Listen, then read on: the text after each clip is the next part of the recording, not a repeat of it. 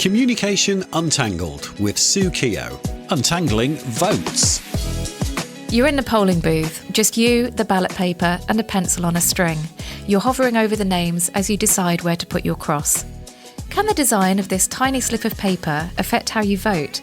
Can you make sense of the information? Do you just go for the candidate at the top of the list whose name begins with A? In this episode, we're going to explore a small but important part of democracy, the voting slip. I'm joined by someone who cares deeply about the design of ballots. Whitney Quesenbery is the co-founder and director of the Centre for Civic Design in Washington, D.C. She advises government organisations, non-profits and tech companies on best practice in election design. Their core principle is democracy is a design problem. Elections should work for everyone. She told me all about this when we spoke in November 2024, around the time of the big presidential election. We'll talk hanging chads, dogs in polling stations, and we also take a look at the Oscars and how members of the Academy vote for the most sought-after awards in entertainment. Back to politics, but sticking with the US, let's get started. When it comes to voting, there's an astonishing amount of obstacles to get past before Election Day itself. Getting to vote is actually a series of micro barriers that you have to climb over. I mean, you have to know there's an election in the first place. You have to know that you're able to vote. But there are a ton of forms. The big one, of course, is voter registration.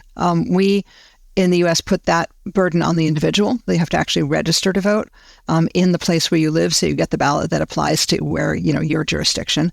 But you might have many states have an option to say vote by mail, and there's a form for that. And maybe you didn't fill in something right. There's a form for that. So there's it kind of runs on this series of actions and then forms to tell people about it and then forms to fix it. And so it's full of forms and notices and signage and all of those materials. So you have to know all of those things. And we don't see people failing to vote because there's some big barrier. It's like this little series of incremental barriers. And one of the biggest might be just that in some states, the less progressive states, you might have to register 30 days before the election, right? But whereas you might really only get interested in it in that last week when everything really ramps up, and then it's too late. And so does this have the effect of essentially suppressing votes? Even though it's legal, there's nothing dodgy going on. And you could say, well, of course you should have known that you've got to vote in time. But does this have the effect of suppressing votes? I think it does. I mean, we have historically rather low turnout compared to other countries. There is a movement in this country to have required voting the way you do in Australia. So yes, I think it does suppress the vote, and I think it suppresses the vote in low information communities more than in high information communities. We also know that voting is a habit. So if you get started, you tend to keep voting. But if we don't get you started at the beginning, if we don't invite you in a sense, and so there's some changes, like something we call automatic voter registration. A bill was passed that said that when you get your driver's license, you can also register to vote. But all it did was say, yes, please give me a form, right? So you still had to take an action, and that's being switched to say, well, when you fill out your driver's license form, you're already giving the state all the information it needs to register you to vote, and it gives them permission to register you to vote. Now, you still get a letter that says, hey, this happened. You can say, no, I don't want to be registered, or you've made a mistake. I shouldn't be registered. But it shifts the burden to the state. I have this theory, which is that a regular everyday person thinks that under the dome, the capital of the state has a big dome and a wonderful legislative building, and that it's somewhere up in their dome, there's a giant computer and everything feeds into that computer and the state knows everything. And anybody who works in civic tech or government design knows that that's really not true. But where we can say, while you're interacting with government this way, let's add another easy interaction. Let's consolidate that. Let's take the action to invite you in. Makes a difference. Oregon was the first state to do that. And several years after, they did an analysis of what percentage of people who were registered automatically actually came to vote. Now, it was still lower in the first election than the overall average, but it wasn't nothing. It was over 50%, and that's pretty good. So thinking about how government touches our lives and where we can use all of that to invite people to be part of deciding on their government. Yeah, it's amazing how those really small design changes can have such a big impact. So just tell me a little bit more about the Centre for Civic Design. And I think the 2000 election with George W. Bush and Al Gore, which I always remember, I just think of the phrase hanging chads. Yes. Even though, do you know, no one in the UK is really sure what that means. But that was significant, wasn't it? And so just tell me a bit more about how the centre came to be formed and what your goals and aims were. Sure. I mean, the funny thing about that election was that the challenge was because in Florida, they voted on something called a punch card. And that card meant that you cast your ballot on something that had no words on it at all. Right. So you punched out things, you put them on a little template and you punch things out. And then they counted them like an IBM punch card, but you had no way to really check who you'd voted for. And that year, the election director in Palm Beach County, a very much a retirement community, said, we know we have older people and that I've heard that older people's vision starts to go and they need larger text. And so she made the text larger, and that changed the design and layout of the ballot to what we call the butterfly ballot, where you had these zigzag pattern for voting. And the rest is history. And my mother said, is that what you do for a living? So the light went on years after years of trying to tell her what I do for a living. Out of that came a new law called the Help America Vote Act, which was a really kind of important law and sort of reestablishing some things about elections. Out of that came a committee, an official advisory committee to set standards for voting systems, and I got nominated to it. Dana Chisnell and I had been working together. We share a mentor, and she and Ginny Reddish ended up doing a lot of research for that committee. And we kept thinking, maybe we should start an organization. Nah, it's a lot of work. And one day someone said, you guys know something. We'd really like you to do a project for us. And you're a 501c3, a nonprofit, right? And we said, okay. And we raced out to get our paperwork in order. And we came out of that sudden realization at the turn of the century that you can't take democracy for granted. Can you tell me a little bit more about the ballot itself? So in the UK, we have, say, a handful of names, and you're there in a voting booth. You've got a pencil on a bit of string. Sometimes you see the party logos and there's a box and you've got a cross. But I think in the US, it's a much larger affair, isn't it? This varies. And I'll do California because they're probably the most extensive. You'll see people running for office for offices at all different levels of government. It will include federal. It will include state, like governor and, the legislature in your state. It might include your county or your city and the various things in there. And it might include questions that are being posed to the voters. It could be everything from, in some states, voters have to approve major budget changes or things that are outside of the normal thing. It might be a question like whether gay marriage should be allowed or whether casinos should be allowed in your city or whether we should legalize cannabis. Right. So it ranges from things that people are really engaged in to things that are kind of more procedural. And what are those little things that have an impact? Like, let's say a candidate, their surname begins with A and they're going to be top of the ballot. So do they have an advantage over someone whose surname begins with a W or something, for example? Well, there's a really rich political science literature on bias in the order of the candidates. Obviously, this makes the most difference when there's not a strong leader. If there's a really strong leader, they tend to be found. But when either it's like a low salience election, like nobody really knows who their dog catcher is, or it's a tight election, then that can actually show up as something as an advantage larger than the margin of victory. So most places, well, every place has some way of deciding what the order is. It's rarely alphabetical. It might be a random draw of the candidates or of the parties. Once a couple of states do something where they do a random draw of the letters of the alphabet to create a reordered alphabet. So there's some way of deciding what's on top. In a few states, it's still the current governor's party gets the top position, so there's a bias towards incumbency. And we know there's a bias towards incumbency anyway because it's a name you've heard before. Let's put on our posh frocks and prepare a tearful speech as we think about a completely different contest, the Oscars. How does the voting system work here? Officially known as the Academy Awards, the Oscars are voted on by members of the Academy of Motion Picture Arts and Sciences, which is more than 10,000 professionals across the industry. They're grouped into 19 branches, each one focusing on a different area like acting, cinematography, costume design, that sort of thing. The branches put forward the initial nominations, casting their votes in secret online ballots with no paper used in the process. In the final round, everyone can vote in each of the 23 categories. The only one that's different is Best Picture. All members vote on this one from the outset, ranking the films from 1 to 10. And the one with more than 50% of the votes wins. Although there's no cash prize for winning at the Oscars, it can transform an actor's career and massively increase takings at the box office. There's just so much at stake, so of course the studios are going to try to influence the vote.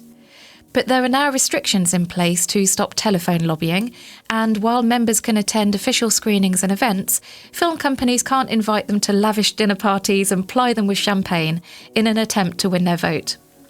The critical element is timing. You'll notice at the start of the year there's a splurge of brilliant films all coming out at once, with big budget promotional campaigns to grab your attention.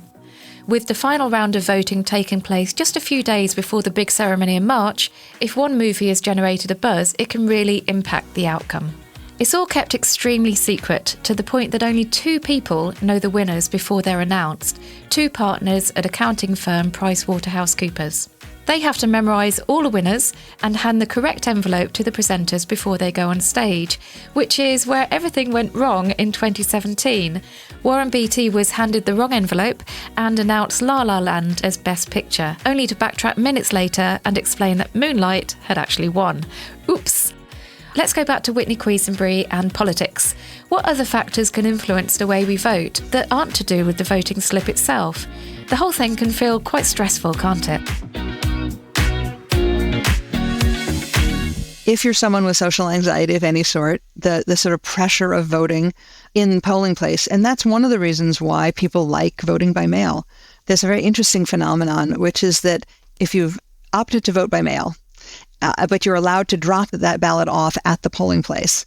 In Los Angeles County, for example, 50% of the mail ballots were actually dropped off on Election Day, which is really interesting because it says that people both want time to think and consider, and they want to be seen in the public place of voting, but they don't want to have to stand in line. And of course, so lines are the other big deterrent. Pretty much across the country, if you are in line when the polls close, you get to vote. Someone will go stand at the end of the line and make sure no one else gets in it.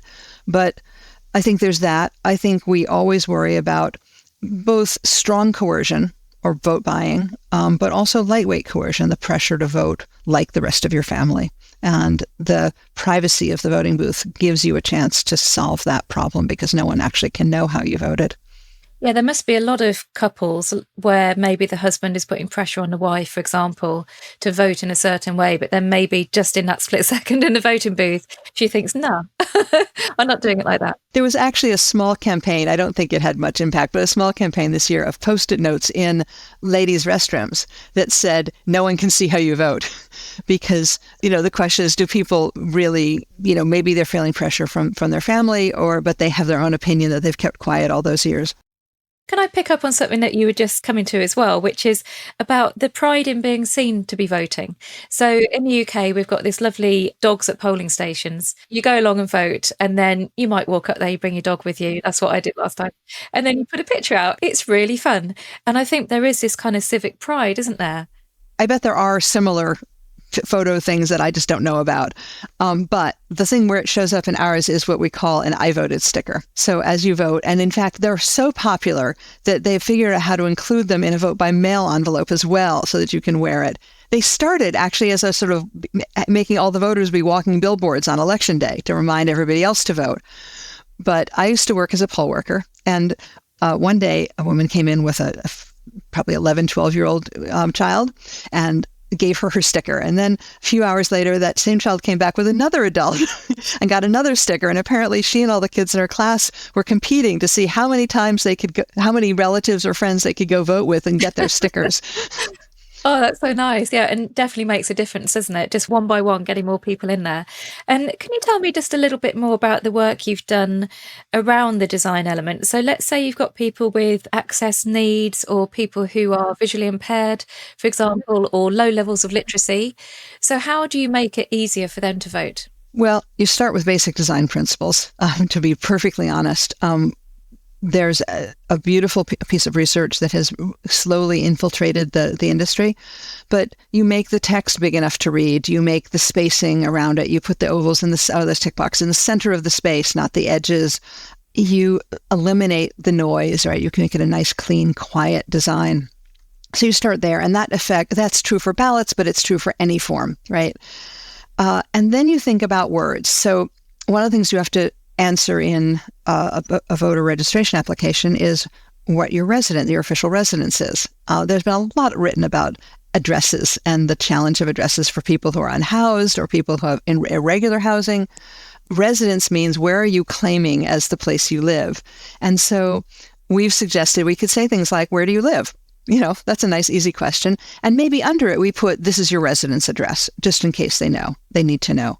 But making sure that we explain complicated words and that we use the simplest phrasing possible, because it's not just people who don't read well, it's people who aren't civically engaged. So there's civic literacy as a concept. And the other thing about voting is that it's kind of a stressful thing to do in its own way. It's got a lot of joy around it and a lot of civic pride around it, but it's also, you want to make sure you're getting it right. And so if we've been advocating for explanations of what yes and no means on a ballot question, because there's a wedge of words that says, shall we, blah, blah, blah, blah, blah, blah. But at the end, it should say, a yes vote means this will happen, and a no vote means either that won't happen or things will stay the same or something else will happen. And so getting you through that, what you're voting about, what the details are, and then which box do you pick to express your praise? Because it turns out that people actually do have opinions on these things. They like funding museums and libraries. They, like having good education systems in their county. So all of those things that we know about design, making the instructions useful and not just, write your name in the box labeled name, right, which is a useless instruction. It's just noise. And it means that if you don't read well, you've got more words to read through. We have found that you have to be absolutely consistent, that all the things they taught you in creative writing about varying the words for more interest goes out the window in civic design, because two groups of people will start to get stuck on that. People who don't read well or who have a poor relationship with government and worry that they're being tricked. And people who are highly engaged and want to read the details and understand them. Both of them get kind of stuck at those moments. And so we've just had the recent election with Donald Trump and Kamala Harris. And so could you see the impact of the work that you've been doing for the last nearly 20 years, isn't it? So could you see the impact of that work in the election process? I'll claim I was more piece of a big trend. In 2020, under enormous pressure, and in 2024, again, under enormous pressure, election offices, and there's some 10,000 offices across the country, ran a near perfect election. And they used to say, one day we'll run a perfect election and no one will notice. And they did, and mostly people didn't. But this year they did notice. One of the metrics for me was I spent election day and the day before in what's called a war room, sort of a group of people ready to respond to problems.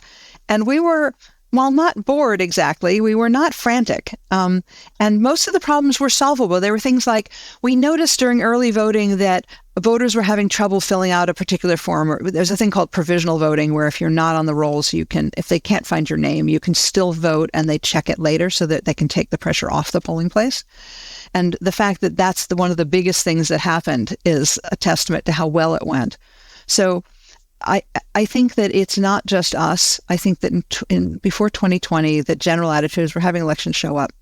And now I think we've shifted in these 25 years to saying it's our job to run a great election that doesn't make mistakes, that offers people an opportunity to have their voice, that invites them in. And while nothing is even in the future, right? The future arrives unevenly.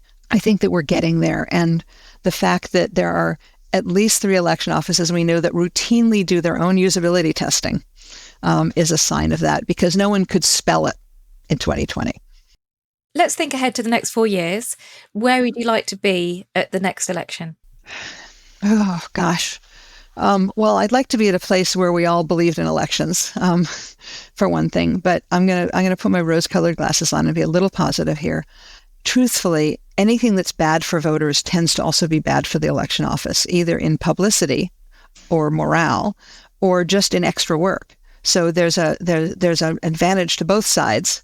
both, sort of the general democracy side and the daily life of an election office in doing things well. So you're feeling optimistic about the future of voting? I am. I was in a cab or a Lyft, I forget which one, with a young person who discovered, as we pulled up to a place that had a big sign that said election conference on the front of it, he said, "Oh, has it ever been this bad in our country?" And I said, "Well, we had a civil war, right? So there are cycles, and I want to believe that we will come out of it. I think there's, some anxiety around the state of democracy in the world, but, what's that saying? It's the least worst." Right? I mean, it really is. It's messy and it's troublesome, but it's better than the alternatives. In our first series, we spoke to Ian and Adam from Government Digital Service about how to design good forms for gov.uk. There's some overlap here with what our friends at the Centre for Civic Design in the US are trying to achieve. It's all about clarity of information, making sure there's clear framing at every stage of the process so people understand exactly what they're being asked to do, giving them less anxiety about getting it right or wrong. More transparency in public sector comms means more people are willing to trust the system and more likely to vote as a result, which has got to lead to a healthier democracy, surely. And as Whitney says, you can't take democracy for granted.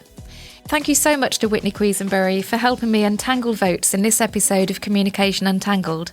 Rob Burney gets a trophy for Best Podcast Editor, and the winner for Best Liker and Subscriber could be you. Just head to my company website to find out how and to read the show notes for this episode. That's sookio.com/podcast, SOOKIO.com/podcast.